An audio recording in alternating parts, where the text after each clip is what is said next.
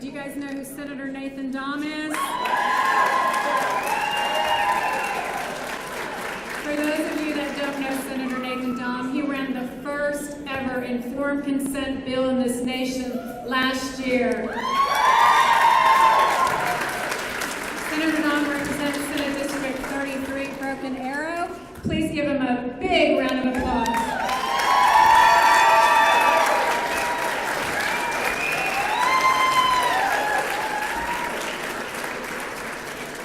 It's great to have you all here with us today. It's an honor to be with you. It's an honor to serve with you and for you. As I was thinking about what I was going to say today, I thought about the Declaration of Independence. Let me do that. Is that better? All right. As I was thinking about what I wanted to say to you this morning, I was thinking about the Declaration of Independence. And in that document, which is essentially the birthright of America, it is our founding document, it says that these rights are self-evident. Right? It says they're self-evident, or at least they should be, because parental rights should be self-evident, shouldn't they? Shouldn't it be self-evident that you have the right to determine your health outcomes? That should be self-evident. Most people would agree with that. Unfortunately, there's some people who their self-importance is more important than self-evident rights. And they are working to take away your rights. As parents, as grandparents, they are working to take away the rights that you should hold dear and that you are all here to fight for. And I'm honored to stand with you and fight with you for that. Yes, the Declaration does not say that parental rights is one of those rights, but it lists several rights, and it says among these rights are life, liberty, and the pursuit of happiness. And within those enumerated rights, we do have also those other rights that include parental rights, the rights to self-decision, to choose. One concern that I have with all of this is those who are trying to force our participation in something that we might not agree with. And what we have to take into consideration as well is that there is a movement to overtake the entire healthcare establishment in this country, to where the government is controlling healthcare. If the government is controlling healthcare and the government is mandating what health outcomes you have or what health options you have, the government controls your life. And that's wrong. That is not the government's responsibility. Each of you are individuals. Each of you are individuals with God-given rights that it is our job to protect. The Declaration goes on and says that to secure these rights, governments are instituted among men, deriving their just powers from the consent of the governed. You are here today to no longer consent to the government trying to take away your rights.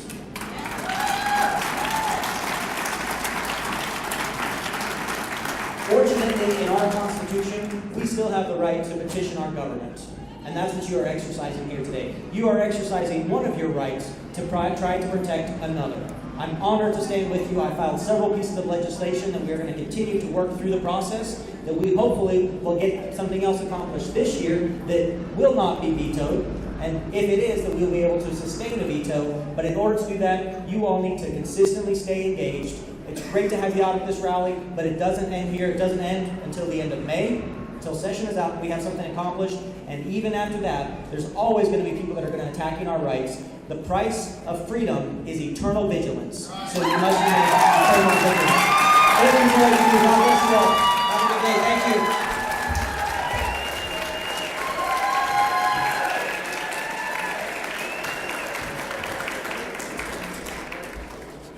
Okay, Senator Joseph Silk is another liberty-loving freedom fighter that we endorsed in the last election. Do you guys remember when he debated Senator Yen on the Senate floor about the lack of liability? Well, he's here today and he represents Senate District 5, and he is also running protective legislation. Please welcome him.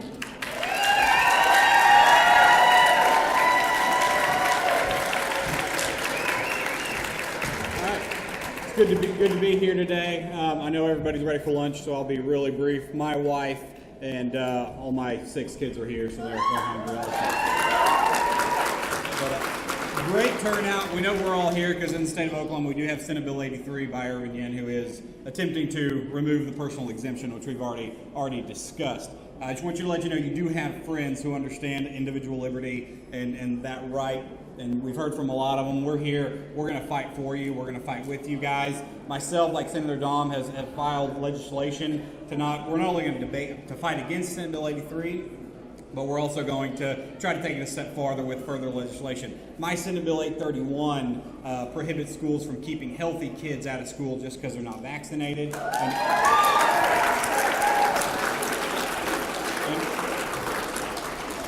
And it also mandates that in Oklahoma, the MMR vaccine cannot be administered as one shot. It has to be split up.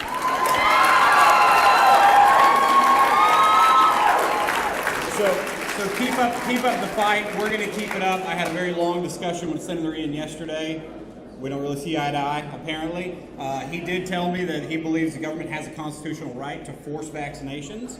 I asked him to point to where he found that, and I got a blank stare. So he's probably still looking for it. He'll continue to look for it because it's not there.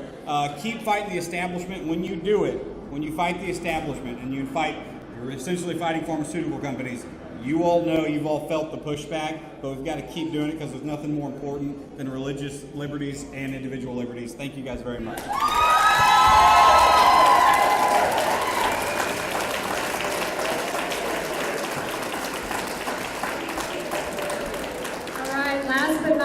Representative Tom Gann was recently elected to represent House District 8, and we also endorsed him. And oddly enough, he was running against a doctor that was for forced vaccinations. And aren't you glad today that he won that? Please welcome Representative Tom Gann.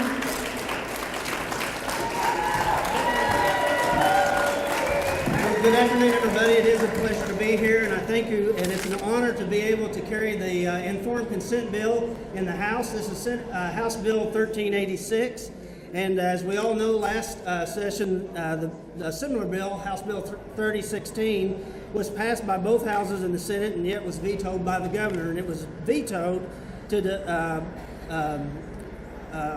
of her concerns for providing additional information to the parents' rights to discourage them from vaccinating their child because of additional information might be incomprehensible and to the average consumer. That's a little insulting to me. The veto also stated that providing information to the consumer without proper context, without adequate explanation, may be confusing and intimidating, resulting in a drop in vaccine rates. That's a conversation to be had between you and your doctor, and that there again, that's a little insulting. So it defies common sense to me that parents would be more willing to vaccinate their children in ignorance and fear than to vaccinate knowing exactly what's being injected into their children.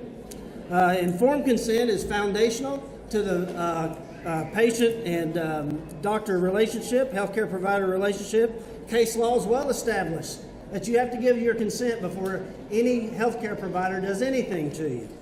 So I'd hope that upon the passage of this legislation that the governor will not veto but sign it into law this time, and if not, if she does veto, that we override the veto in the House.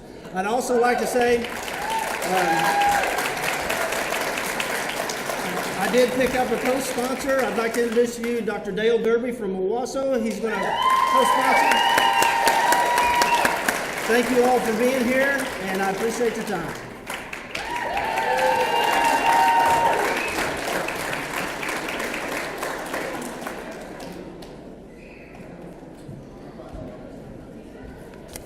All right, before we start breaking up into teams and going upstairs to visit our legislators, I also want to give a shout out to Representative Kevin McDougal there. Thank you for coming.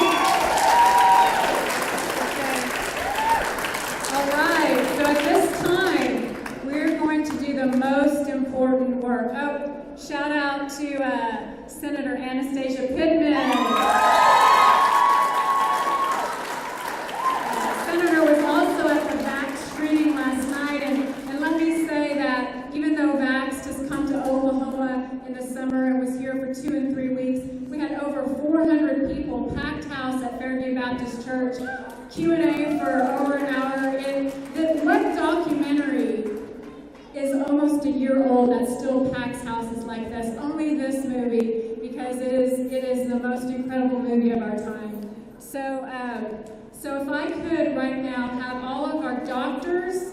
nurses, health professionals to come up and line up here, please. So, and plus we want the media to see how many doctors and nurses and health professionals support us.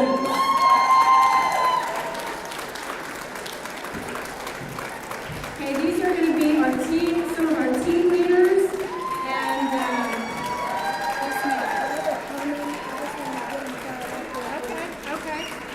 Yeah. Okay, and also our autism moms that I've talked to, that you've been researching, and you have about as much research and background as these doctors up here. You come up too as our team leaders.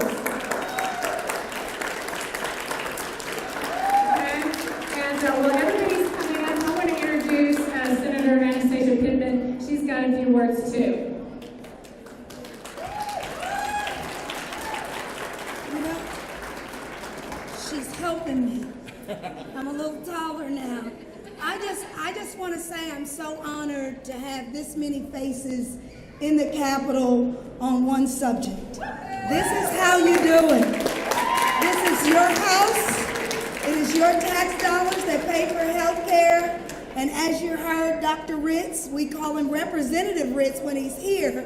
But one of the things I want to assure you, as I serve as a member on the Health Committee, is that I want you to know we do have a commitment to parental rights. So I want you to say with me 3 words, and it's just choose parental rights. And then that way, if you have people who are wanting vaccinations, they can do that. But those who want to homeschool or don't want vaccinations, they can do that. Those who advocate for vaccinations being spread out. But I just need you to make some noise, and I'm going to show you how to do it because your voices are rising to the top. We have elected officials in the building, we have lobbyists in the building, and we also have chairmen in the building. So we want you to know that by your presence and by you being here is saying that you represent the voices of those who could not be here today, or you represent the voices of the victims, as we like to say. So one of the things, I just want you to take a moment, because it only takes 1 minute to make a different life-changing decision. So for 60 seconds, I don't know how you celebrate, so you may have to spread out. Sometimes people beat on chairs and tables. Sometimes people stump their fists. I've learned how to hoop. I've learned how to raise the roof. So all I'm sharing with you is the energy for you to keep forth and go forward, because we don't know how these things turn out. And without your presence and without you being here saying this matters to you, that health matters to you, and that education matters, because we do know the trend has not flatlined. It's still streaming upward. So 20 years from now, we'll have a population that we're going to need more resources, more dollars, and more taxpayers are going to have to pay attention to. So I'm going to say to you 3 words, and that's choose parental rights. And that's what you will ask your legislators to do when you go see them, to advocate for what you want, okay? And then that way, as government, as we say we want less government, we don't need to be in the doctor's office with you. We don't need to be in your bedroom with you. We're not in the school classroom with you. So I want you to raise your children the way you want to raise your children.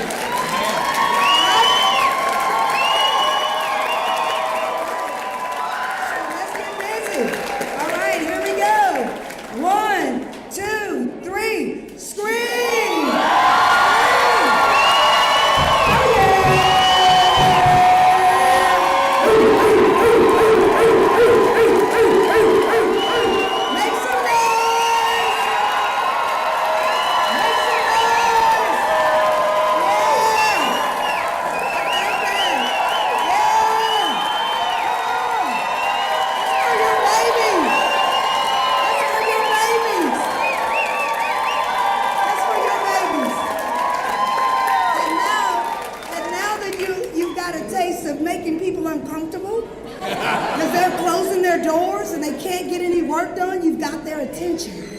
And so now we're going to say, choose parental rights. Choose parental rights.